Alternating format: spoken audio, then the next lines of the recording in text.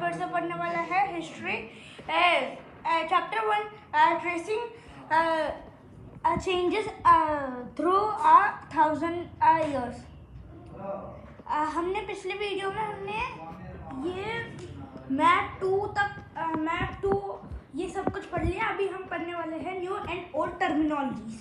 If the context in which information is produced changes with time, what about language and meanings? अगर ये जो context का information हमें मिलती है टाइम के साथ, वो लैंग्वेज और मीनिंग्स के ऊपर डिपेंडेंट है। तो फिर historical records exist in a variety of languages which have changed considerably over the years। जो हिस्टोरिकल रिकॉर्ड्स हमारे पे बहुत अलग अलग लैंग्वेजेस पे है, वो अपने चेंजेस होते हुआ है। Middle Persian for example is different from modern Persian. जो मिडिल पर्शियन यूज किया जाता था मिडिल टाइम में, वो अभी का जो पर्शियन यूज करता वो उससे बहुत डिफरेंट है। The difference is not just with regard to grammar and vocabulary, the meanings of words also changes over time। ये बस इनके डिफरेंस ग्रामर और वोकेबलरी पे ही नहीं होता, ये इनके वर्ड्स के मीनिंग्स के लिए भी चेंज हो जाता है। Take the term Hindustan for example. Hindustan word को ही ले लो। Today we understand it has India the modern nation state. Hindustan मतलब पूरा, तो फिर आपको क्या आती है? India. When the term was used in the 13th century by Minaji Siraj, a Chancellor who wrote in Persian। जब ये टर्म पहली बार 13th सेंचुरी में यूज किया गया, मिनाजी सिराज का मिनाजी सिराज करके एक पर्सन ने यूज किया और उसने पर्शियन में लिखा था हिंदुस्तान को। और ये हिंदुस्तान मतलब उस टाइम 13th सेंचुरी में जो गंगा और यमुना के बीच का एरियास और पंजाब हरियाणा का नीचे आती है। He used the term in a political sense for lands that were a part of domains of the Delhi सुल्तान। और ये हिंदुस्तान दिल्ली सुल्तान वालों का भी नीचे आती है। The area included in this term shifted with the extent of sultan, but the term never included South India। जब दिल्ली सुल्तान कुछ नया जगह को कैप्चर करता, तब उस जगह की नाम आ जाती है हिंदुस्तान है, ये करके एक नाम आ जाती है, पर ये कभी भी साउथ इंडिया का तरफ आप बोला नहीं है कि ये हिंदुस्तान है। By contrast, the early 16th century Babur used Hindustan to describe geography, the fauna and the culture of the inhabitants of the subcontinent। और बाबर ने हिंदुस्तान वर्ड को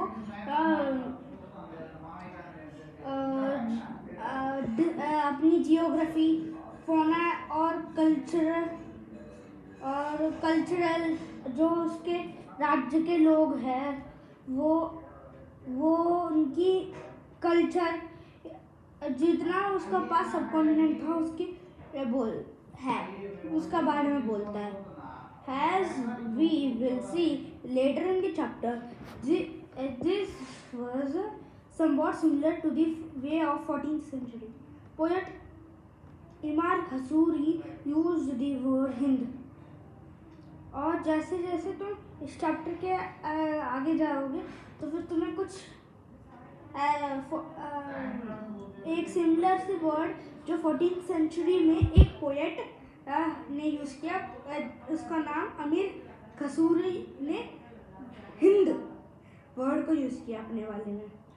While the idea of geographical and cultural entity like India did exist, the term Hindustan did not carry the political and national meanings which we associate with today।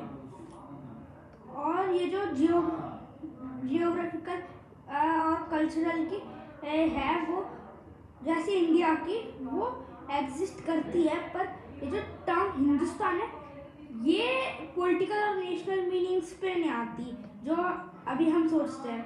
Historians today have to be careful about the terms they use because they mean different things in the past.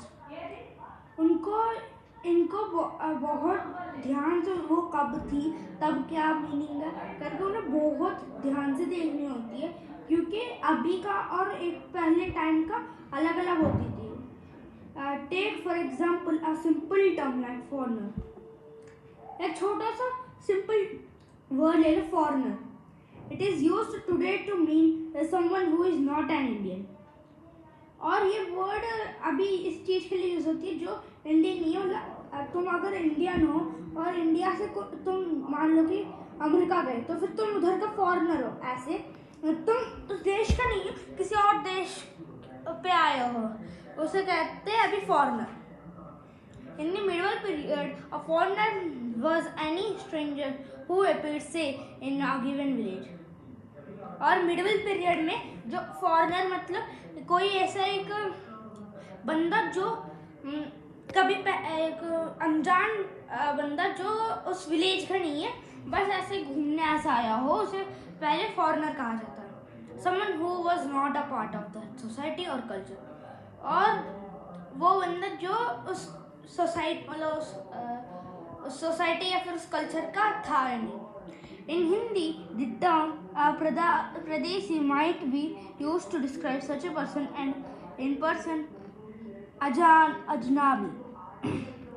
और हिंदी में इसको परादेसी कहा जाता है, और foreigner को Persian में अजनाबी भी कहते हैं. A city dweller therefore might have regarded a forest dweller as a foreigner. और एक जो सिटी में ऐसा घूमता रहता है, मतलब वो कुछ सामान बेचते होते हैं, वो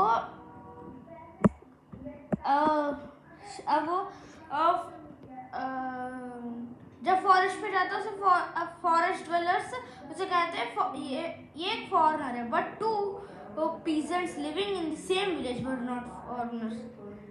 पर एक सिटी के दो बंदे फॉरेनर्स नहीं होंगे. अगर कोई दूसरे सिटी से कोई बंदा आ गया तो फिर उसे कहा जाता है foreigner. Even through they may have had different religious और कास्ट बैकग्राउंड. और तब भी वो लोग फॉरेनर्स नहीं है एक दूसरे को, जबकि उनका रिलीजन अलग हो या फिर कास्ट बैकग्राउंड अलग हो. ओके फ्रेंड्स, आज के लिए इतना ही, और मैं आपको अगली वीडियो में मिलता हूँ. तब तक के लिए bye. Please like, share and subscribe.